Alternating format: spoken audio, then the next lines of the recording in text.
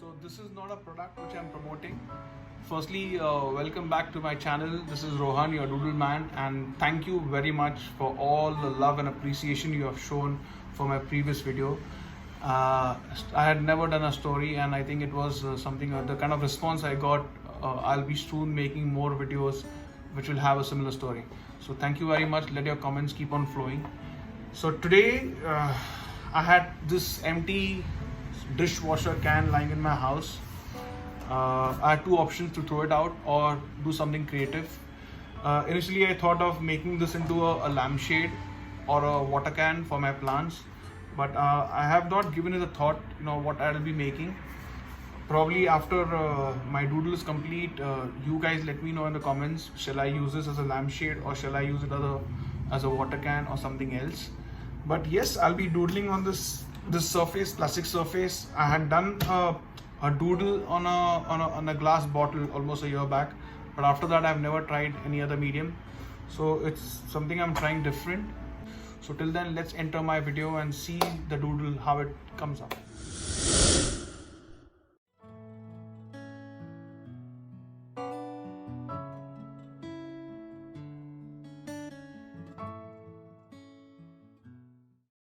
When you doodle, the start is very important. This time, this plastic bottle had a very smooth surface, though it was sticky when I removed all these stickers from it, and I had to thoroughly clean it. That helped me to have easy flow of my the ink on the bottle. Otherwise, initially when I had done it, it was like all sticking. So make sure whenever you do a doodle, the surface is pretty clean. Because doodles are something, they are very spontaneous, very instant. Whatever is in your mind, you have to depict on the medium.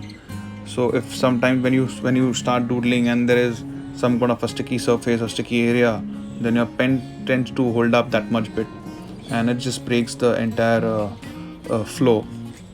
So I always make sure my surfaces are thoroughly clean, especially if I'm trying a medium which is not a paper, but either a glass bottle or a plastic surface or even a wall for that matter.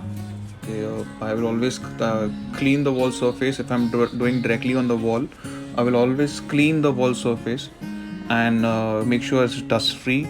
That will always help me to probably have a better ink flow.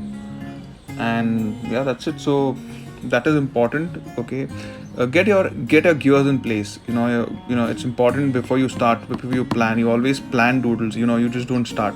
Okay, many times people ask me, how do I come up with this idea? It is not about an idea which comes instantly. It's always the planning which goes. I normally plan my doodles at least 7 days in advance, or probably I have a book where I plan, okay, for a month, what are the doodles which I'm going to do for those months, because that helps me to plan the entire schedule in place. Then goes the production. Then like what is the medium I'm going to use. So then I scout around, see what different doodles I can do, where I can do doodles on paper, pen, whatever. So this is what I had available. This was always on my mind, to do a doodle on a plastic bottle. I had done a similar one, okay, on a glass bottle, but this is what I had to try. When I was doing this, because I'd seen a lampshade which was of plastic, so the whole idea here was to have a doodle and if I can convert this plastic can into a lampshade. So I'm just working on it. I'm just trying to see how I can actually convert this into a lampshade. Okay, and I'm something which is like completely solar powered. Fantastic, nothing like it. So that's it. I mean, doodles are, again, how do I come up with doodles? Cannot be repeated. So how do I come up with these are small characters which I keep on, if anybody who wants to start doodling, one advice I would always give you is always have a book handy.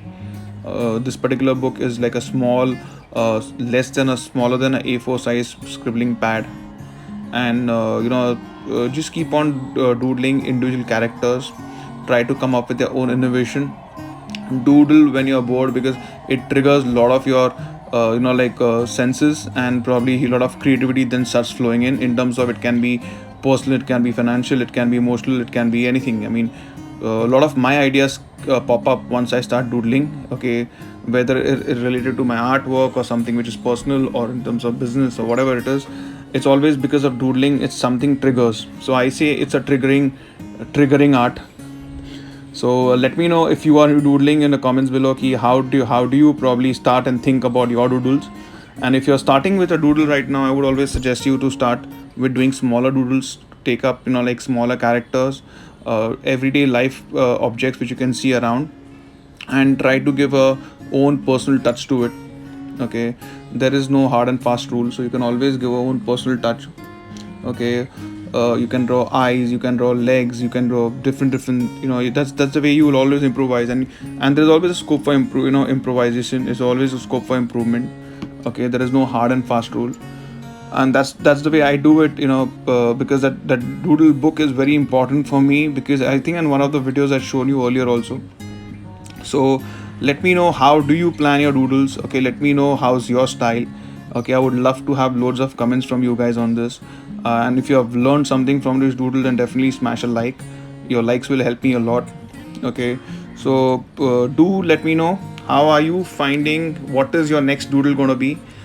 If you have any suggestions, comments, do feel free to interact with me. I respond to every comment. Do give me a like and keep doodling and keep watching my other videos.